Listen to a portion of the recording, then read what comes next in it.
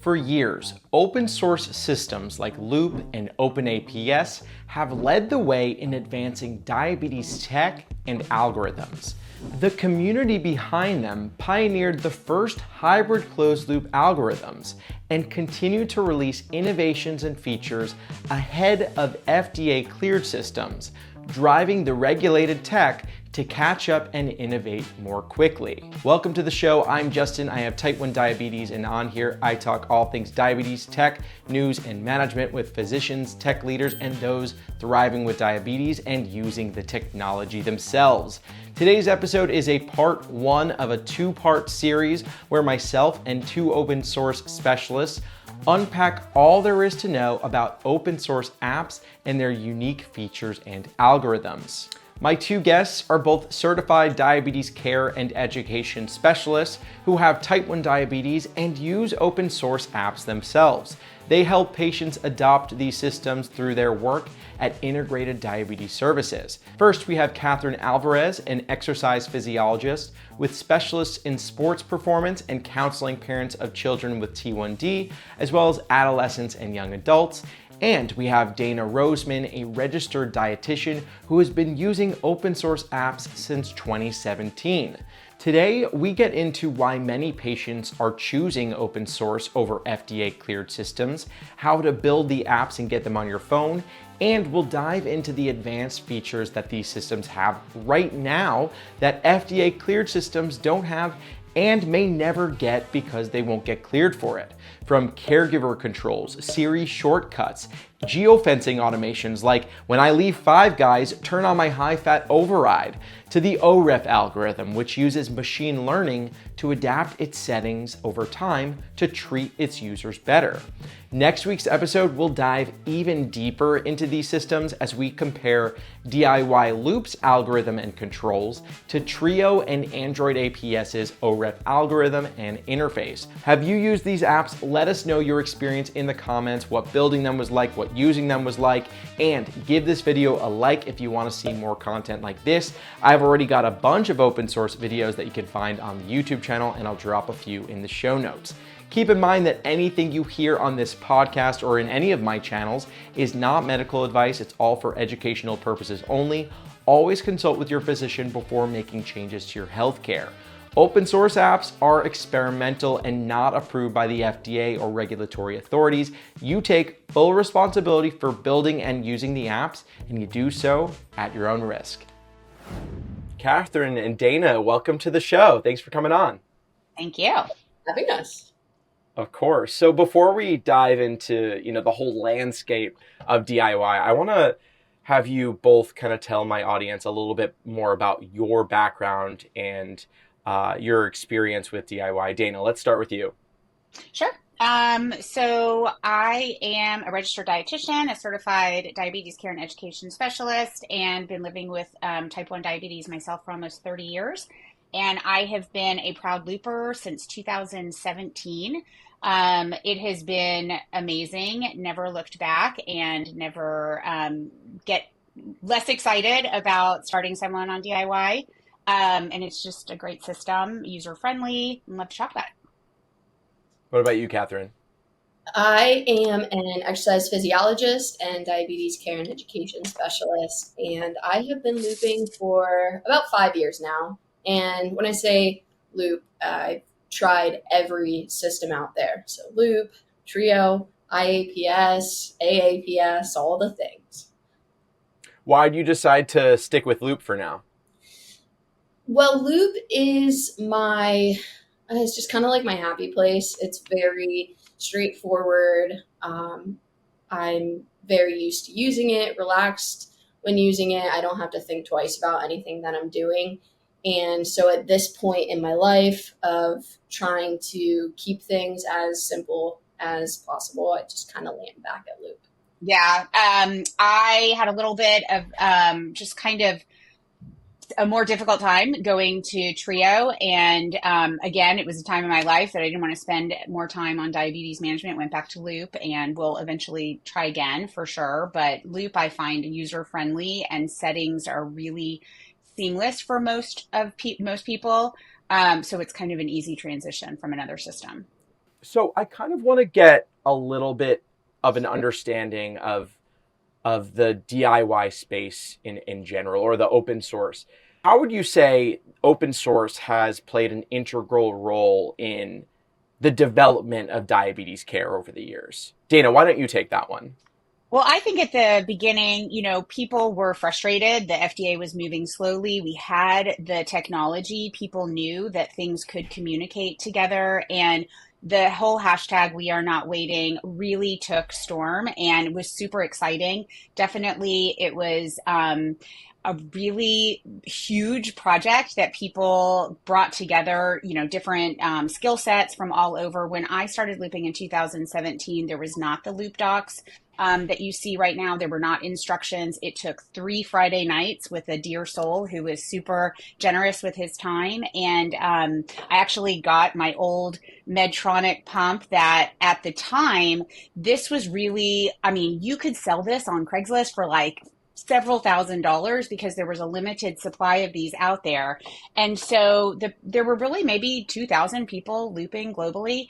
And then with just amazing folks who could, for lack of a better word, hack into the Omnipod original Eros pods, that really took things so much, made it more accessible because the hardware was what was hard to find originally. And so, and then just people working together and so many amazing brains coming up with different aspects and features of the system. It just kind of went from there. I always tell people, if you can dream it, Loop can do it. I mean, I feel like sky's the limit. I kind of want to get an understanding of the timeline. How long has open source been around for? And kind of, and then when did the FDA cleared systems kind of catch up over the last, I guess, since 2016-ish or whenever? Yeah, so I think that, the open source community really started with Night Scout and some of the insight into data, parents sending little Susie to kindergarten. You have to remember the time 5, 7, 10 years ago, we didn't have Dexcom Share. We didn't have so many things that were cloud-based. And so back then we kind of had to kind of make the system, and a lot of it was done by radio waves.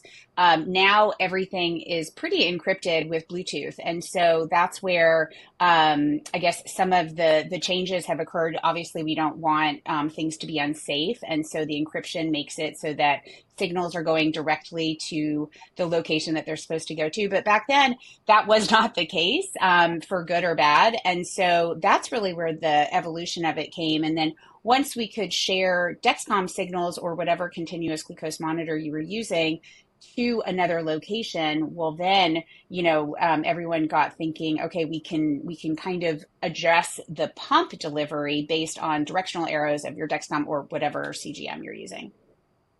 It's crazy. Catherine, at any given time, how far ahead would you say the open source community kind of stays? Or what kind of lag is there of FDA cleared systems? Well, I think that there's some things that open source is many, many years ahead, and it's something potentially that the FDA might not ever even be able to clear, such as these remote capabilities. Now, there was some remote things that could be done with an old pump. What was it called, Dana? So actually, the Medtronic had a remote bolus feature. It looked like a key fob before people even had key fobs, and you could kind of quick bolus, program it for half a unit, a full unit. And so that's where the radio wave play came in, and that's why we were able to loop so many years ago. But I agree with Catherine. I think that there are some features, specifically the remote overrides, the remote bolusing, the geolocation, things that we'll get into later, that the FDA, I can't imagine, is going to feel comfortable with. I got this question a lot. I asked viewers for some questions for this, and everyone was like, how much better are these systems than the systems out there, Omnipod, Tandem, Medtronic? There's so many others throughout the world.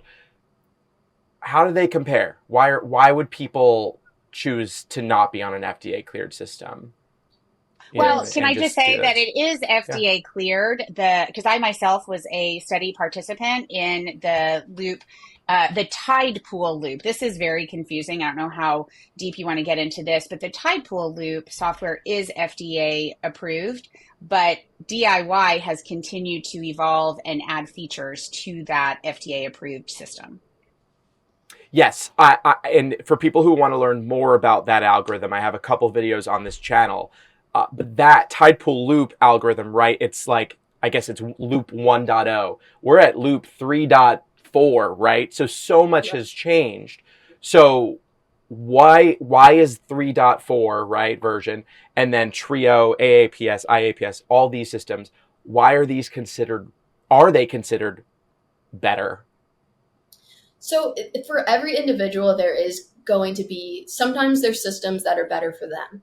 It's not always that these open source systems are the best for every individual.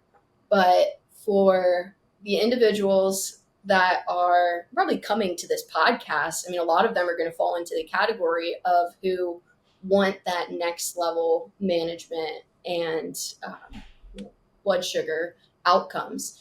So with open source, that's where you're always going to be able to get to that next level. You're able to customize in lower target blood sugars. You can give more frequent corrections in your dosing. You can do things for your child from afar. You just have so many options to make it essentially your own system. Like you make it unique to you. You get to choose what you're using and what you're not using when you go this route. I think that, the commercially available systems can absolutely be used and optimized, and people can get amazing success. Very often, I work with people who are getting great outcomes with the commercially available systems, but they're having to work a little bit too hard to get that, time and range that they're looking for. And I think that's where the DIY systems just might be a little bit more intuitive, or like what Catherine was saying, they just have features that are not available with the commercially available systems. Yeah, and I mean, and a big one that even Tide Pool Loop has, I believe, a target range that takes you all the way down to 87 milligrams per Correct. deciliter, Hmm. well below the, 110 of Omnipod, 100 of Medtronic. Right. So, I mean, for many people, I can see why that's appealing. And, the Tide Pool Loop algorithm's not yet here or available on the Twist.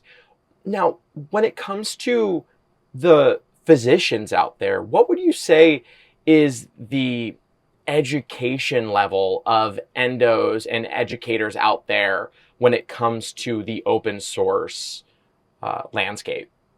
So I have worked with a lot of physicians, a lot of healthcare providers to educate them on the system.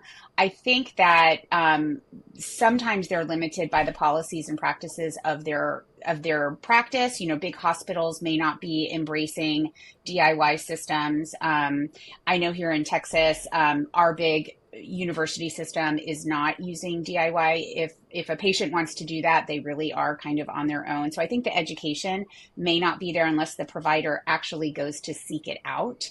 I don't think there's there's not sales reps that are going into offices, and so it's really individually motivated. Well, and how willing do you think that these physicians are if their patient comes in saying, hey, I'm getting on Trio, I'm getting on DIY Loop, or I'd like to, can you help me? What are you kind of seeing? I think it's a mixed bag. Definitely a mixed bag. Definitely the majority say that. I think the most common response is, okay, I'm not going to tell you not to do it, but I cannot help you. And so, but the more people that are going into that specific office that are using the specific system means that they're getting a lot more visibility to it. And they're kind of forced into seeing it. And therefore, I think a lot of endocrinologists, that's kind of caught them onto it and wanted, like, bend what I think a lot of endocrinologists have seen the data, and this is what inclines them to go and learn more about the system because the outcomes can just be absolutely incredible. So if they're achieving it and they're saying, I'm not working that hard at it either. Do you have any estimate or idea of how many people are using some form of open source system? Last I saw, and do not quote me on this, but I think it was over 30,000. Now that may be wildly off. So for some reason, that number sticks in my mind. It's in the tens of maybe like 100,000 or whatever, but it's not that many No, but it is also a fair amount. sure. It's Yeah. enough to be noticed, and it's enough that educators and providers ought to be familiar because now, the algorithm, I would say, is superior to some commercially available algorithms, but it's not so dissimilar that it's foreign. It still kind of acts and moves insulin in a similar way. So can you just tell us which open source apps are kind of the top dogs right now? Loop is by far the most popular and the most utilized DIY system out there. A lot of people did leave Loop and go to IAPS, and then there was some issues within that, and a lot of people then switched over to Trio. Um, but we It's definitely, definitely a smaller subset. Yeah, and I would consider Night Scout kind of a DIY software that, partners well with both systems. That's the data analysis portion, to help see trends and understand kind of what settings need to be tweaked. But I would count that in the group of DIY, systems. Yeah, and then of course for Android users, because all of those apps are iOS applications, the Android APS, which has a similar algorithm to, it's the OREF algorithm that's used on Trio and IAPS. right. And then I've had a Trio up on the show. Trio is kind of the latest version of IAPS that its developers and I believe as well is the safest option for iOS with that algorithm. So that's I'm trying to give more visibility to that one right now on my channels. Can you kind of explain the process for how these apps, how they evolve and continue to become like a new like there's branches, right? There's all these new features that are being tested, but then they all make it to this final one. Like, are there safety measures that are being taken in order to evolve these, Yeah, Yeah. absolutely. It's almost like our own little community testing of these features. And this is why IAPS, why it's not the safest option anymore, because they're not following this protocol that the other people are following. So we always have like this developmental branch that they put out, and only it's only recommended for people that have a lot of experience and they know what to look for from like a safety standpoint, and they're also advanced in building the application because you're much more likely to need to build and rebuild when you're using a developmental branch. So it's not something that a brand new person in open source should go straight to. Like maybe they hear a new feature and that's why they want to do it. Gotta hold off. You do not want to start there. And I'm sure so many people, even some listening, have this apprehension to move over to one of these because they're afraid. There's no company behind these. Just how safe could these be? Well, if someone comes to you, they're looking to build these, kind of, how do you explain each of them? Let's stick with maybe, let's start with Loop. We'll do Trio, AAPS. How do you kind of explain these to your clients of, how safe these are, compared to one of the other FDA cleared systems? I mean, before you even get to the algorithm and the systems, I would say you're using an FDA pump, you're using an FDA continuous glucose monitor, and those in and of themselves have safety features also. And then I would say that safety is the first and foremost priority of any of these developers, and that's why the dev branches were there to make sure that any changes were, made sure to be as safe as possible. There's minimum delivery limits. There's maximum minimum delivery limits, the same way that a commercially available system would have. And it's not like all of a sudden I can take 100 units of insulin and not know that. It's not like a runaway train. But of course, with any, project that you're undergoing without a 1-800, support customer service line, you do have to have a good understanding, a good fundamental understanding of what's going I on. have to say, I love the DIY community. When you see people reach out for help Yeah, on that, I mean, I would much prefer to talk to them than customer service, where there's just absolutely. And they're annoying. fast. They're Totally. fast. Yeah. You mess. They're on it. When I was on Loop, I had maybe over the span of 2 years, I had two things come up, and when I messaged on the Facebook group, within seconds, there was a response of, "Did you do Yeah. this? Did you Yeah. search in the search box to see if anyone else had that issue?" Which is like the go-to thing before you comment on the Facebook group. Just do the little search on the group and see if anyone else had the same issue, because they probably have. But yeah, the people are extremely available for you.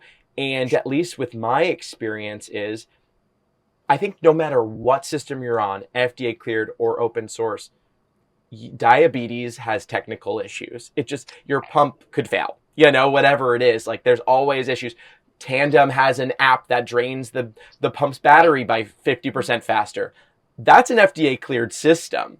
I don't see Right. that happening with Loop or Trio. So Right. I think that it's important to know that there's just always going to be technical issues, but to be 10 steps ahead, or have Right. a backup plan, right? Have that extra needle and insulin vial on you in case anything happens. You have to rip off the pump, whatever.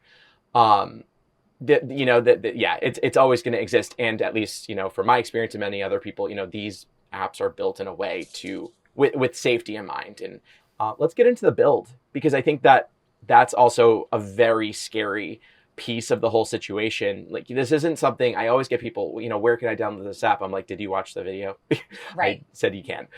So where are people, how are people building these apps?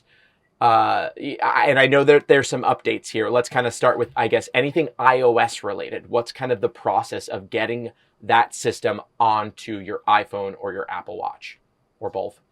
So you always, Loop Docs or the Loop and Learn platform is where you should go and look everything over. And then I always recommend to people as well to go and watch their YouTube videos, the Loop and Learn YouTube videos, Yeah. because they have incredible, just walking you through how to do each build.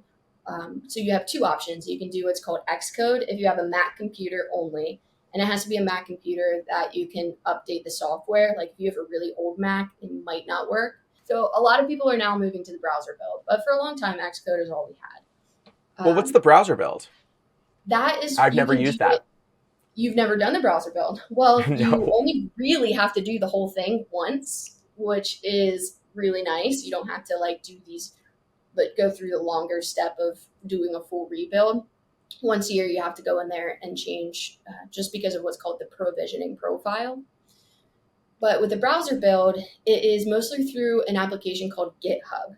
And some old time loopers would be familiar with this from the old way that we used to build Night Scout, which a lot of people don't really build Night Scout anymore, because now we have nice services for that and stuff. Thank goodness. But you have to have this GitHub account, and you have to have an Apple developer account for building with the browser. And the Apple developer account, I think you need it for everything. It's like $100 a You need year it for or both. something. Yeah, it's $99. Okay. And yeah, that's how Apple gives you permission to put a built app on your phone. Yeah. So actually, we're talking all the iOS apps right now. These are all, so this browser build and Xcode build can be done for Loop. It can be done for Trio. It can be done for AAPS. So all of our systems are built the same way, actually. Is the browser build like way faster than Xcode? So I help people through it, and it takes usually about 2 hours. And then But you have to come to the build armed with your passwords, with some familiarity of how to navigate the developer account. I mean, it's not all computer programming or even cutting and pasting. I mean, there's just some setup. Yeah, and it's easy to make little mistakes in the browser build, so you do kind of have to take your time. But it's a one-time thing. You shouldn't have to go through this whole big process again. So you got to keep reminding yourself. I always tell people it's It's like putting together IKEA furniture. Usually when we're putting together that furniture, we're pretty upset. Like, it's not fun to do. But you're just following the instructions and you eventually get there. You might have to take some things apart, but you'll eventually get Yeah. that end product. And then there's Trio docks for people that, want to Right. build But Trio. even with Trio docs, you still have to refer to Loop docs. Well, most people are going to have to. Okay. Yeah, and I'll have links to all this in the show notes for people to read up, because you want to read all of the docs. It took me 2 to 5 hours to read all of it. I did it over the span of a week, and it was exciting. And now, what about Android APS? What is the process of setting up that system for an Android phone? So that's going to all be done through Android Studio. And it has to be the latest version of Android Studio. You just download it from their, what is their Like store on a called? phone? Not the App Store. Yeah, from Google Play or something. Yeah, Google Play. Yeah, something. I used to have a lot of little kids on it because the remote configuration came for that first. But then US, we're iPhone. Like, most people have an iPhone. Right. So it kind of transitioned. But in other countries, a lot more people using Android. So. Yeah. And because now Loop offers those remote abilities, so that's why most people, at least in the US, are opting to use Loop. Today's episode is sponsored by T1D Exchange. You can directly make an impact on diabetes healthcare, treatments, and technology by participating in the T1D Exchange registry. It starts with a simple survey about your life with T1D, and it only takes about 15 minutes. After that, you'll have a personal portal with ongoing T1D study and survey opportunities. Plus, some of these studies even offer compensation. Signing up with the link in the show notes helps support my channel, and it allows me to continue putting out free content. You can sign up at t1dexchange.org/diabetic or click that link in today's show notes. So last time we spoke, you were telling me about all these different features and abilities that these apps have, some of which I didn't even know about. Let's get into kind of some of these specific features. You mentioned people are using shortcuts. I assume Siri shortcuts with their iPhone with some of these apps. What does this mean? How are they using shortcuts? And first, also explain to my viewers what shortcuts are, because a lot of people don't know what these are. Yeah, and for the people that don't know, if you've never used a shortcut before, I do have a video posted on our YouTube page if you want to see how to go through the process of setting it up. But what you do is the iPhone comes with this application called Shortcuts, but a lot of times we delete things. So if you can't find it, just go to the App Store and download it. Within Shortcuts, we have the option to set up automations. And within automations, there's so much we can do. We can set up a time of day, which is the most common reason that people are going to utilize shortcuts, usually for sports specific things or gym. A lot of times we're creatures of habit. We have the same workout time built into our day. So we can go in and we can say time of day, enable override preset to automatically turn on, say, 30 minutes prior to that activity. And you can have it run immediately, or you can have it run after confirmation where you're approving it. And you can also select which days you want it. So let's say you have swim practice Monday, Wednesday, Friday. So you have it Monday, Wednesday, Friday turned on to put that override automatically without you having to do a thing. You can also have it so let's say your kid goes to Five Guys a lot and they always forget to turn on their high fat override after. So you can do, when they leave that GPS location, it's going to automatically turn on their high fat override. So they don't have to do a thing because, they're probably with friends or something and not thinking about it. You can have it if their phone connects to CarPlay. Maybe you're worried about, a lot of people are worried about lower blood sugars when driving. So you can have that automatically enable a higher target override so that can ease some of your fears. So much. This is such a huge, powerful advantage to these apps that I don't even know if they really talk about this on Loop docs or Trio docs. No. Like, and last time we spoke, you also mentioned that people are taking advantage of the software, program, website, whatever. If this, then that, which is right. Like you can, if this happens, then that happens. And I know in Siri Shortcuts, well, you kind of, those are if this, then that's also. But specifically with if this, then that, which is its own thing, are people using that differently? Yes. So with if this, then that, now you're really able to nerd out and get specific. So I think, Yeah. and you're excited about the light Well, things. I'm excited Oh, because I yes. used to on my on my technology channel, I used to talk about smart home, and I used to say if the front door opens, then play a welcome song, whatever, right? Or if the door opens between 12 a.m. and 5 a.m., set living room lights to red and play an Right. alert. Like so when you said, "Oh, you could do this with diabetes," my brain just started rushing because I know the capabilities. But go on, I cut you off. Like, what? How You how are can people do using this? if blood sugar, if you have like a smart set home, you can say if blood sugar goes above 250, then turn all the lights red. Um, or you can do if blood sugar has been over 200 for more than 2 hours, then enable a sick day override. Uh, you can So do Loop specifically, are Loop and Trio selectable apps on if this then that, or how are people connecting these things? Because if this then that's a website, I think there's also maybe a smartphone app. How are you how are selectable. people working with that? Yeah, they're selectable, just like you said. And you can have both, like I have both the apps on my phone, so you can like differentiate them very easily for setting these things up. And I think with those, you just kind of highlight what is something about diabetes that is just so nagging, so annoying, so troublesome, and then let technology kind of smooth it out a little bit. Yeah, for everyone listening, my next task, I told you guys this already, is to create an if this then that with my Philips Hue lights, with my glucose levels, with one light in each room, and I'm going to make a YouTube video about it. So stay tuned, everyone. It's going to be awesome.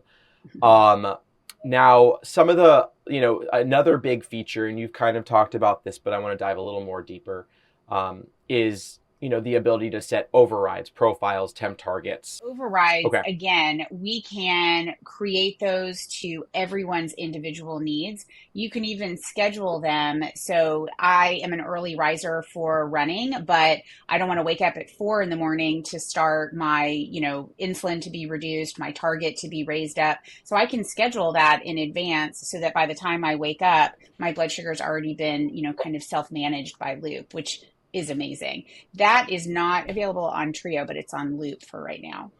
And you can do that with a shortcut on Trio. Yeah.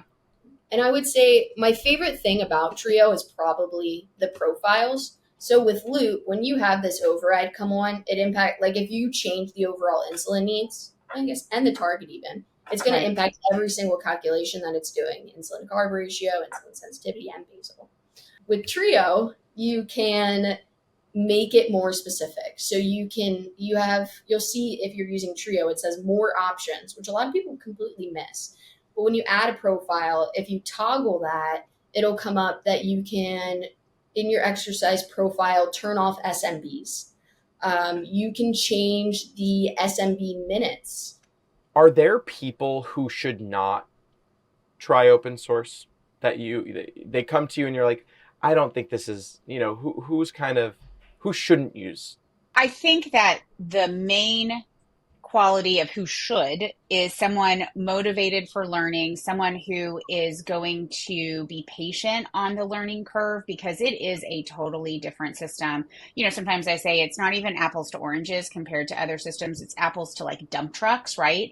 And so if you want to plug and play and not be building an app or understanding the algorithm, it may not be the system for you. There's also people who have a very low threshold for technology and for especially technology with diabetes management. And unfortunately, diabetes management has become technology management. And so if that's something that okay, just that statement alone gives me stress and anxiety, I don't think that it is for you. There's definitely a trade-off. You want more control, you want more customization. Well, there is a little bit more information and education to process. Yeah, and there's a balance there because it takes a lot of work to get going, but then also on the flip side, it may take less work to maintain. I But totally so if you're agree. working, if Yes. you're watching my videos, if you're working with people like you two to help you get to that point, that's great, But yes, it does take a lot of work. It's going to take, I say it takes at least 1 to 3 months to feel good, secure, ready, in charge. Um, for at least Trio, Loop may be a little faster. Well, and another thing to consider too is like some sports, some athletes, like they might need to disconnect during their sporting event. And the Medtronic pump that you could use, I mean, that's old and that's a little scary to rely on that. But like if you're a wrestler, someone could easily just grab onto your pod and use that to their advantage. So these competitive athletes, they don't want to wear a pod. I guess really the only pumps that work with open source apps there's Omnipod, Dash or Eros, and an old Medtronic pump, which is probably so difficult to come by, I right? think Like, there's is a there couple anything of else? others that we just don't happen to have in the United States. The The Dana Dana pump. I? Oh, Yeah, Dana Yeah. pump. Okay, there's a couple. Okay. hopefully another system too. It's called AAPS, which is FDA cleared in the US. It's just not available. Are you worried that Omnipod Dash is gonna go away? Because we're at Omnipod 5 and there's gonna be an Omnipod 6. My thought, and I haven't seen any public announcement, but there are, before recently, no automated insulin delivery systems that are cleared for pregnancy. There's also Omnipod 5 is not available internationally in every country. And so I don't think anytime soon. I think, Insulet is an international company. They want play in South America and Asia. And so, yes, there's other companies in those countries that we don't have yet in the United States, but I'm not concerned about Dash going away. I don't know. That's kind of my take. Catherine might feel differently. No, I agree. I actually have an anonymous friend that works at Insulet and keeps me in the loop. And they said that there is no plan at all to get rid of the Dash. Yeah, well, that's great. And, it's possible, though, that while the Dash may remain, Omnipod 6 may be half the size of Omnipod 5. And people in this space will need to consider, do I want a smaller pump that does more things in some ways, hopefully has some features that DIY has had for 5 years, or do I want to stick with open source? Or can this community crack the code on, the new pumps, which have the CGM connect directly to the pump, which is actually a great thing because then you don't have to carry your phone on you, which is definitely the number one downside to open source apps is having to Yeah, carry and your I would phone agree with you. that. Yep. And it's Yeah. the one thing I've loved going to Omnipod 5 is I went on a walk on the beach for 30 minutes without a phone. And it was the Nice. most free, and I went dancing I like without that my too. phone. Anyway, thank you so much for coming on. Let's take a break. What do you think about these features and what do you think about the open source community? Let me know in the comments. They're amazing. And stay tuned for next week's episode as we go all in on DIY Loop, Trio, Android APS to help you decide which one would make the most sense for you if you go the open source route. And to stay up to date on diabetes tech and diabet tech content, make sure you sign up for our newsletter. We'll also have some giveaways there. There's a link for that in the show notes. And if you want to connect with other people like you who love diabetes technology, I've got the Diabetic Tech Community Discord. There's a link in the show notes. There you can connect with others on a whole assortment of tech. There's a channel for just about everything, so you'll want to check that out. Until next time, I'm Justin, and I'll see you next week.